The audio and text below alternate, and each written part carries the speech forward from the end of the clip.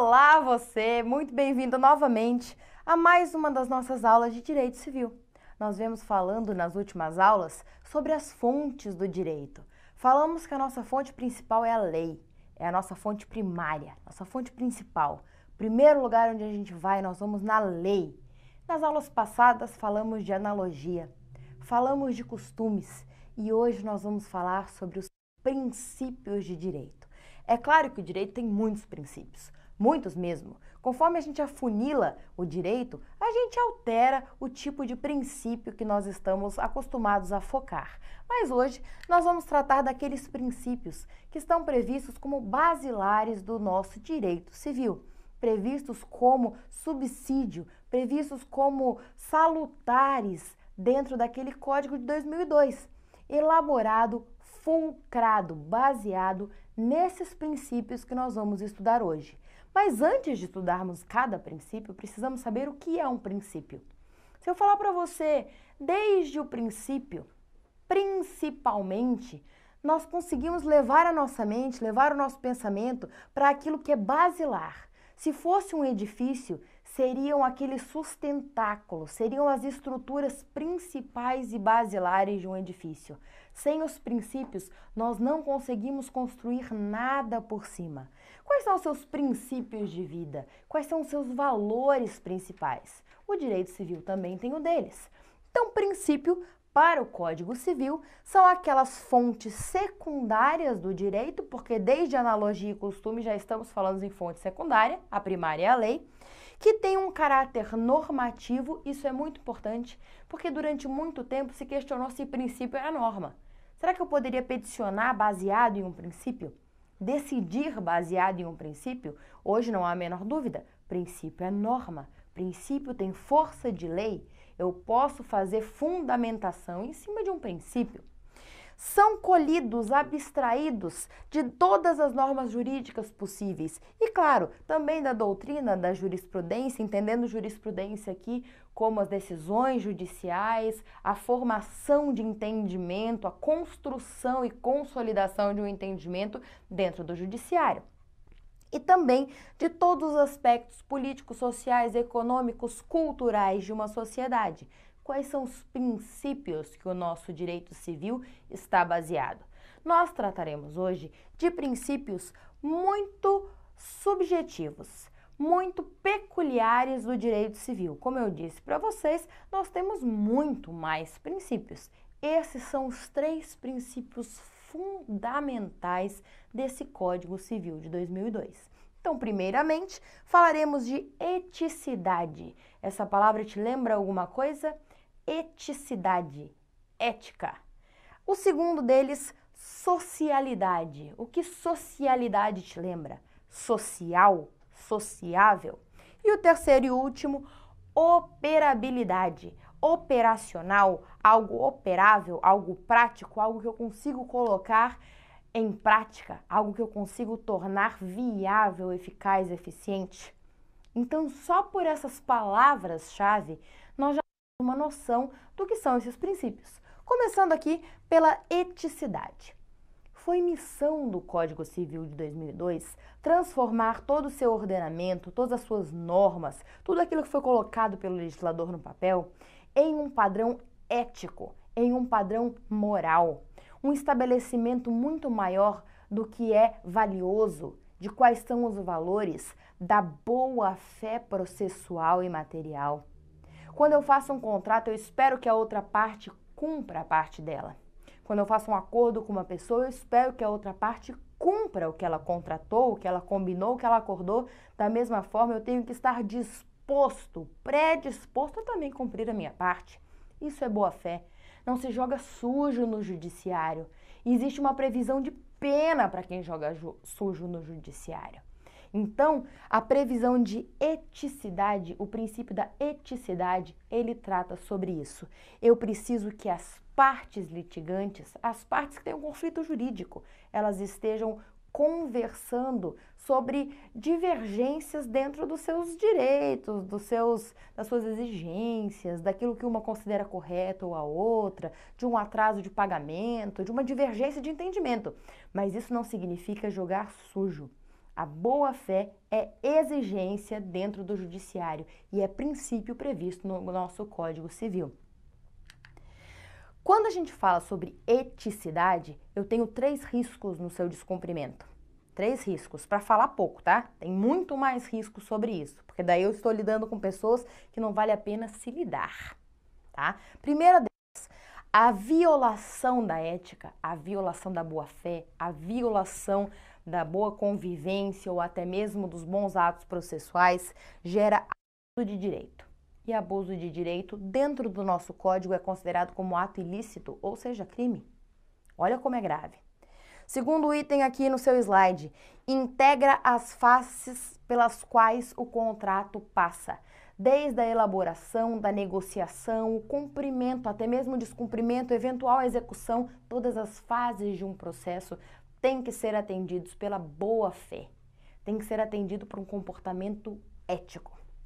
Terceiro e último, valorização da boa-fé processual, e aqui a gente fala lato sensu, porque a gente começa a tratar de boa-fé contratual, boa-fé dentro do processo, boa-fé na negociação, boa-fé no pagamento, boa-fé na elaboração de um acordo, né? Não se pode admitir dentro de um processo ou até mesmo extrajudicialmente, tratando de contratos, por exemplo, alguém que está agindo de má-fé. Isso é absolutamente condenável. Moralmente, dentro dos nossos valores, dentro da sociedade. Ah, professora, mas tem muito, mas está errado, tá? O correto não é esse. Não é em cima do tem muito que a gente trabalha em cima do certo, a gente trabalha em cima da ética. Então, eticidade é a nossa regra. Se tiver alguém agindo fora da ética, não está na nossa turma, entende? Se você está disposto a agir fora da ética, a sua turma é outra. Compreende? Dentro do judiciário, o que nós exigimos dos nossos pares é que trabalhe eticamente, senão ele vai ser apenado e vai ser afastado por esse comportamento. Segundo o princípio basilar do direito civil, socialidade. Lembra que eu falei com vocês, quando nós formamos aquele entendimento de 1916, o primeiro Código Civil que nós tínhamos, a gente tentou, pensa quanto tempo faz, gente. Falou 1900, todo mundo fala, ah, foi ontem. Não foi, faz a conta. 1916 é muito tempo. Depois nós falamos sobre uma tentativa de um projeto de lei para alterar o código. Essa tentativa aconteceu quando? Quando houve essa tentativa de aprovação de um novo código? Em cima de um regime militar. Não deu para passar. Não tivemos um novo código. Veio somente em 2002. Esse sim, recente, recentíssimo. É claro que 2002 é quase 20 anos, porque o tempo voa, principalmente nos números do judiciário. Mas aí, finalmente, foi possível colocar dentro do nosso Código Civil o pensamento social. O que é o pensamento social, a sociabilidade? Eu me importo com o conjunto e eu me importo com o individual, mas o individual não pode se sobrepor ao coletivo. Não pode. O pensamento coletivo, ele é maior que o individual, porque eu sou um, o coletivo é muito maior. A minha vontade individual não pode se sobrepor à vontade da sociedade como um todo, da civilização como um todo. Ah, eu quero desmatar minha fazenda inteira. Não pode. Tem uma área que você deve preservar, o nome disso é meio ambiente, é interesse coletivo, certo? Então você não pode. Ah, mas eu queria, eu paguei pela terra. Azar o seu. Pensamento coletivo, tá? Então a socialidade é isso. O eu é substituído pelo nós. Nós temos algo muito maior, que vai durar muito mais tempo do que cada um de nós na nossa finitude, tá? Não podemos dissociar mais nosso comportamento e nosso pensamento de um pensamento social. Ainda dentro do social, é importante frisarmos o que é a função social. Porque a gente fala sobre função social. Função social do trabalho, função social do contrato, função social da terra, função social numa eventual reforma agrária, função social do pagamento do salário. O que é função social? É algo que atende à coletividade. Então, o Código Civil se preocupou com a função social dos bens jurídicos tutelados nele, ou seja, na vida privada. Quando falamos, inclusive, em função social do trabalho, só um apêndice aqui para adicionar uma informação na sua vida. Um contrato, por exemplo, ele não pode afrontar o meio ambiente, ele não pode afrontar o direito à vida, ele não pode afrontar as garantias constitucionais, de forma nenhuma afrontar o direito ao trabalho, a segurança, né, a sua integridade física, psíquica, emocional. Você pode contratar, mas você não pode afrontar os princípios basilares previstos no nosso ordenamento. Por último, operabilidade. Operabilidade é o seguinte: não adianta fazer uma norma linda, maravilhosa e ela não ser eficiente.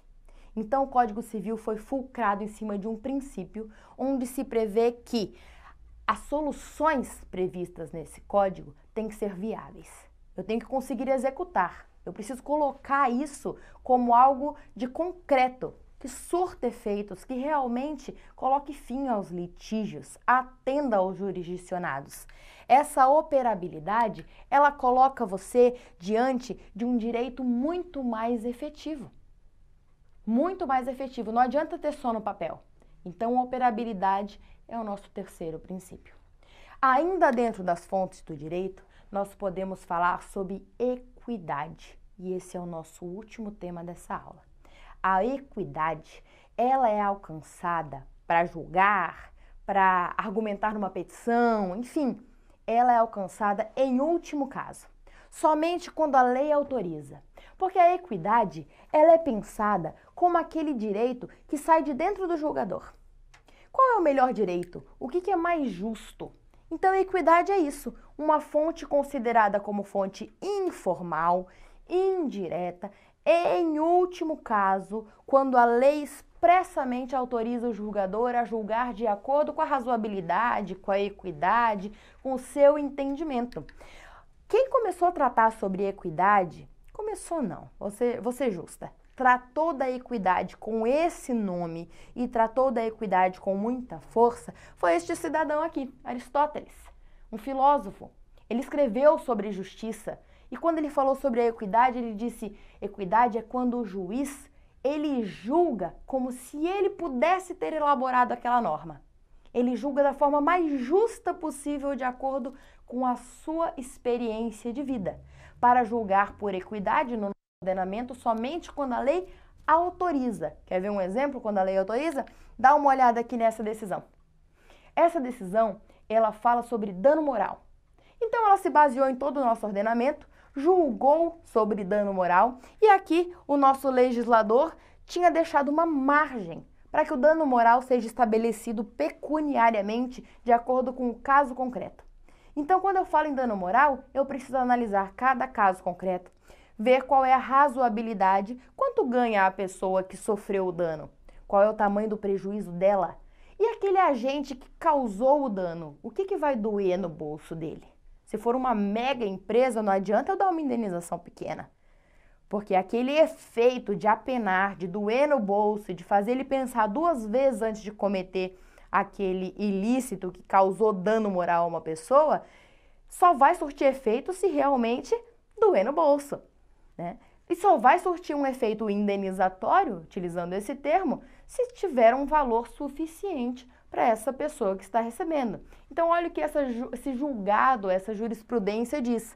Devo levar em conta a extensão do dano, seu caráter pedagógico punitivo, infrator, compensatório para a vítima, não pode ser meio de enriquecimento ilícito. E como que eu calculo isso? Está aqui embaixo.